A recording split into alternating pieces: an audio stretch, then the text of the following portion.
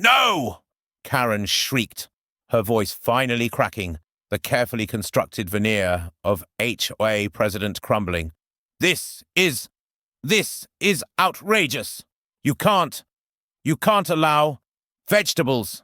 She spat the word like it was a curse, but no one was listening to Karen anymore.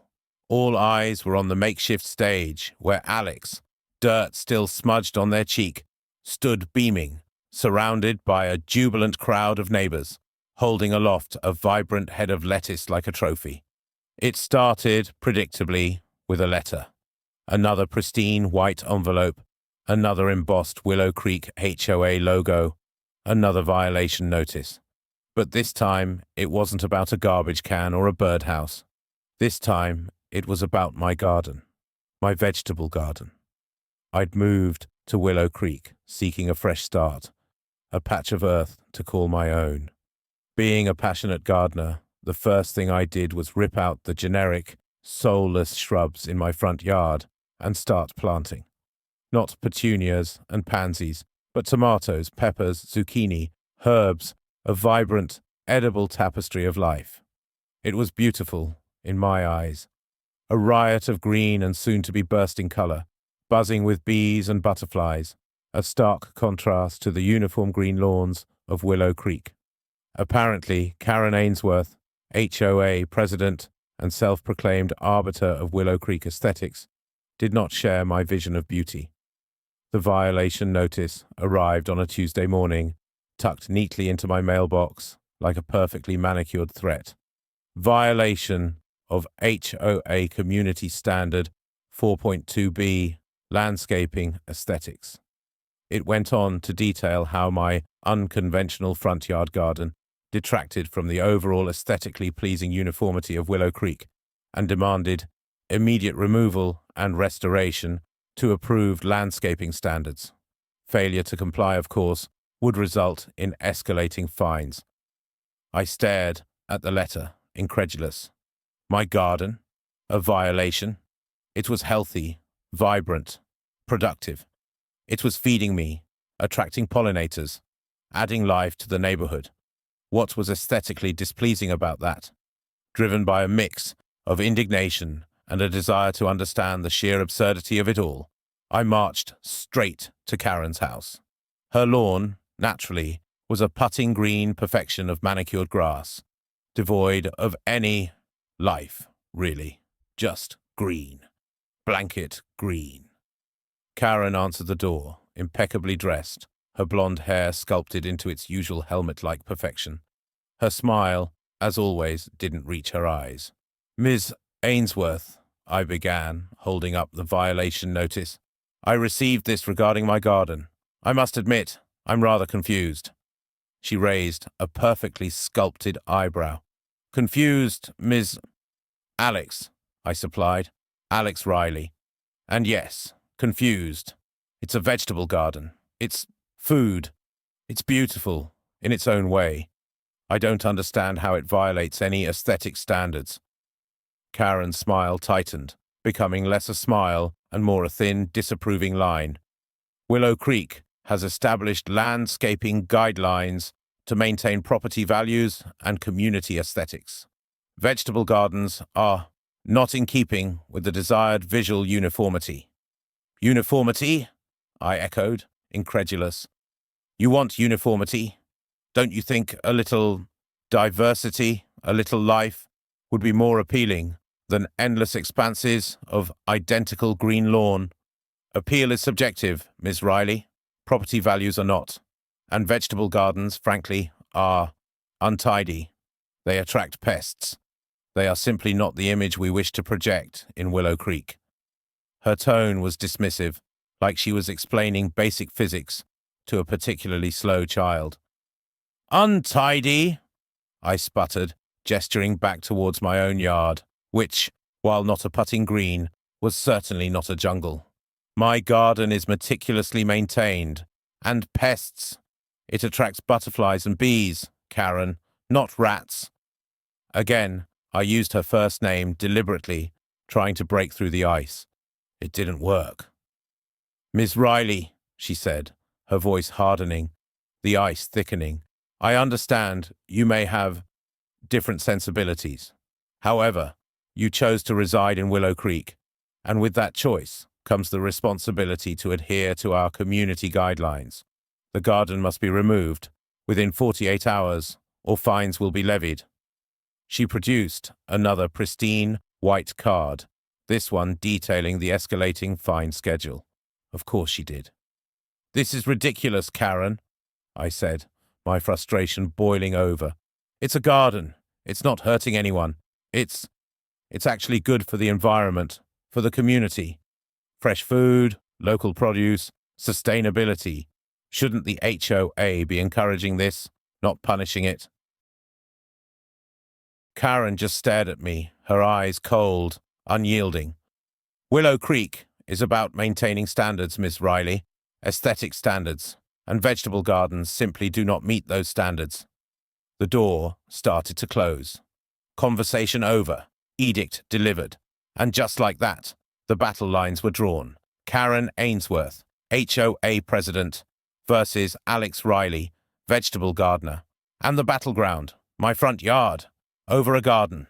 It sounded absurd, even to me, but as I walked back to my house, violation notice clutched in my hand, I knew this wasn't just about vegetables. It was about something much bigger. It was about Karen, and it was about Willow Creek. Again. And I, for some reason, was right in the middle of it. The 48-hour deadline loomed, but I wasn't about to rip out my garden. Not without a fight. It wasn't just stubbornness, though there was definitely some of that involved. It was principle. It was the sheer ridiculousness of it all. Being fined for growing food in my own front yard in 2025, it was beyond petty. It was dystopian. I started researching. HOA bylaws, community guidelines, local ordinances, anything I could find that might give me leverage. Linda Hughes, bless her legal brain, offered to help. Turns out HOA rules, while often draconian, weren't always airtight. And Willow Creek's landscaping guidelines, specifically regarding aesthetics, were surprisingly vague. "Vague is your friend," Linda told me over coffee, a mischievous glint in her eye. "Karen's relying on intimidation and broad interpretations. We need to exploit the loopholes, the ambiguities." We pored over the documents, highlighting, underlining, strategizing. We found sections about approved landscaping materials that didn't explicitly exclude vegetables. We found clauses about resident rights and reasonable enjoyment of property. We even found a dusty, almost forgotten amendment about promoting sustainable living practices. Jackpot. Armed with this newfound legal ammunition, I fired back, not with angry emails or shouting matches, but with a carefully worded letter to the HOA, citing the loopholes, the ambiguities, the Sustainable Living Amendment. I argued that my vegetable garden, far from being an eyesore, was a model of sustainable, aesthetically pleasing, and community-benefiting landscaping. I even included photos, showcasing the vibrant colors and healthy growth of my tomatoes and peppers. And of course, I refused to remove the garden. Karen's response was swift and predictable. Escalated fines. Then came the public shaming. My name, my address, and photos of my offending vegetable garden were posted on the community website, accompanied by a lengthy diatribe about resident non-compliance and the erosion of Willow Creek's pristine image. It was classic Karen, petty, vindictive, and designed to publicly humiliate. But it backfired. Instead of shaming me, it sparked something else. Curiosity, interest, and surprisingly, support. Neighbors started stopping by, not to gawk or criticize, but to admire the garden, to ask questions, to express their own secret frustrations with Karen and the HOA. Old Mrs. Henderson brought over a plate of homemade zucchini bread, made with zucchini from my perfectly legal backyard garden. She winked. Young Mr. Davis, usually quiet and reserved, confessed he'd always wanted a vegetable garden but was afraid of the AOA. Even Mrs. Rodriguez cautiously admitted she thought my garden was quite charming, actually. The tide was turning. Karen's public shaming attempt had inadvertently created a public relations disaster for her. People were starting to see the absurdity of it all, the pettiness, the overreach, and they were starting to get angry. Inspired by the growing support, I decided to double down. I started planting more, not just vegetables, but flowers too. Bright, cheerful sunflowers, zinnias, marigolds, a deliberate explosion of color and life in direct defiance of Karen's beige and green vision. I put up a small sign, Willow Creek Community Garden, free veggies. And people started coming. Not just neighbors, but people from other parts of Willow Creek, drawn by the buzz, by the scent of rebellion, by the promise of free tomatoes. Karen went ballistic.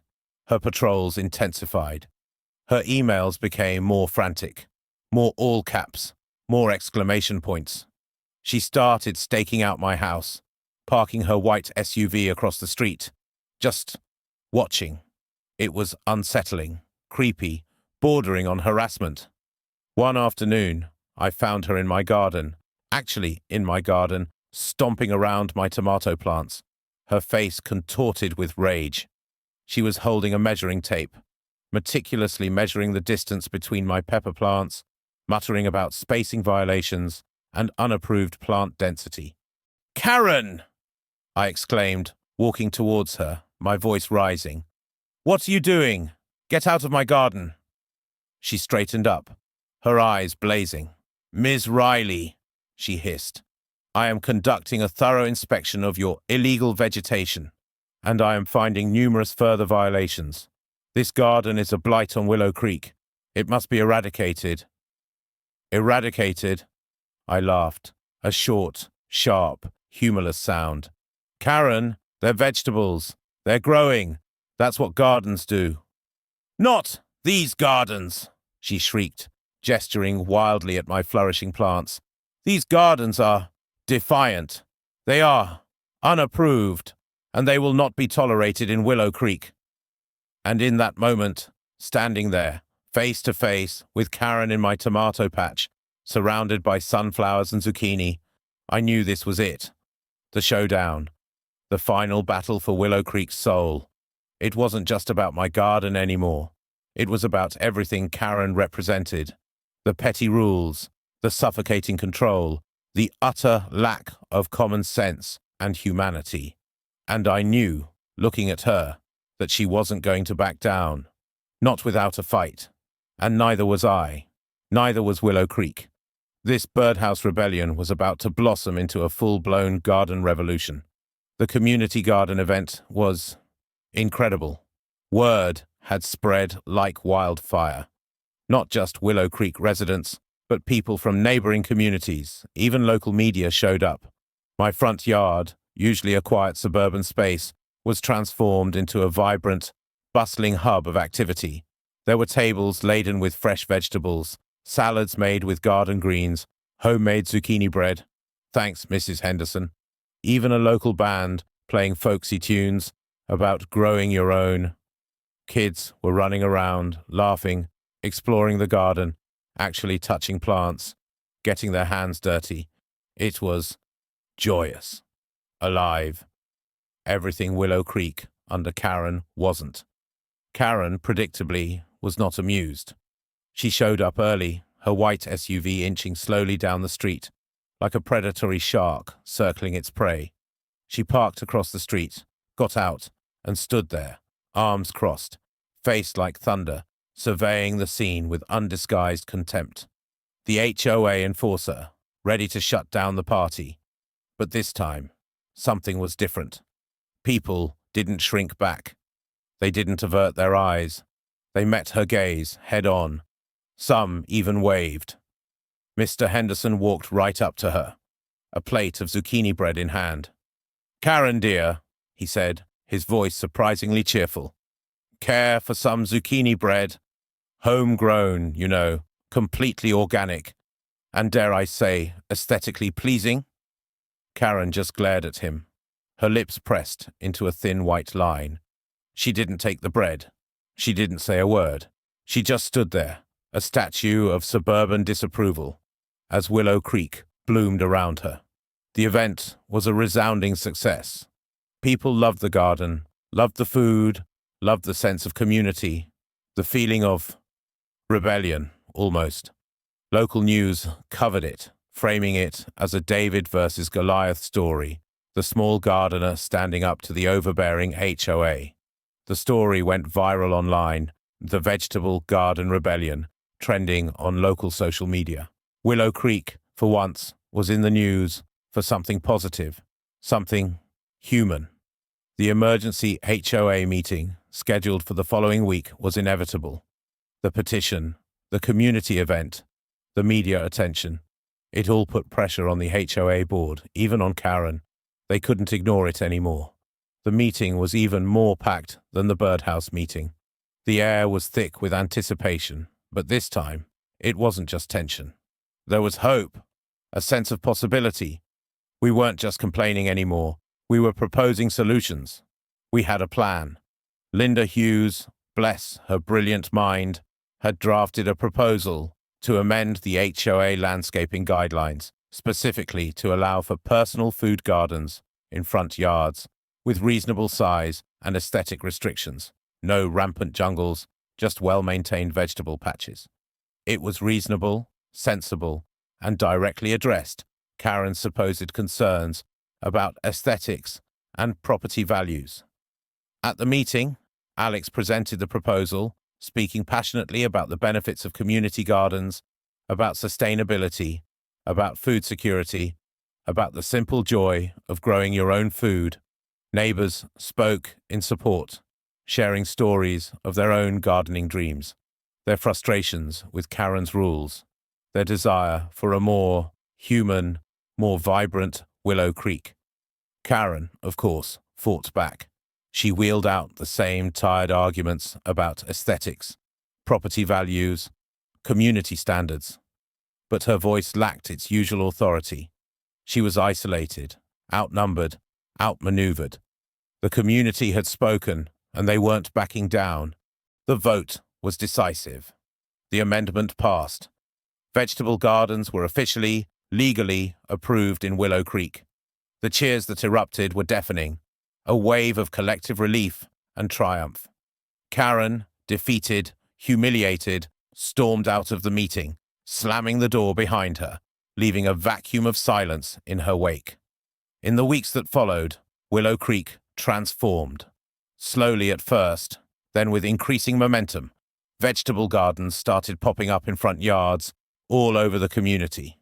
Not everyone went full-scale vegetable patch, but many planted herbs, tomatoes, peppers, a little splash of edible green amidst the lawns.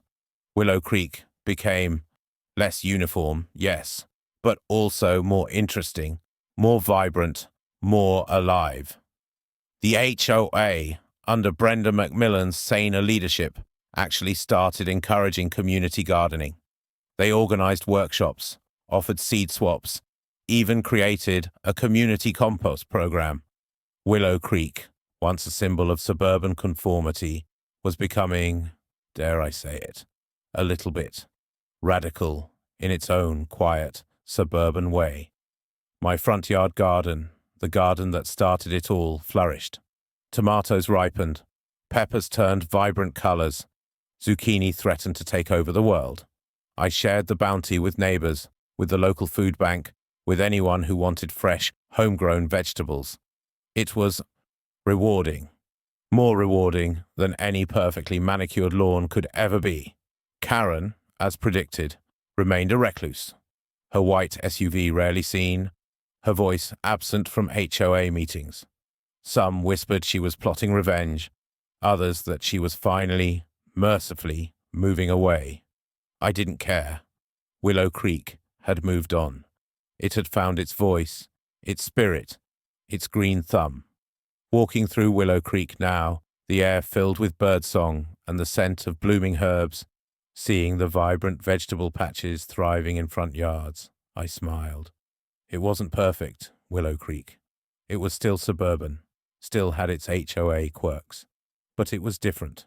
It was growing, and that, I thought, was a beautiful thing. The HOA Karen had tried to banish vegetables, but instead, she'd inadvertently planted the seeds of a garden revolution, and Willow Creek, finally, was in full bloom.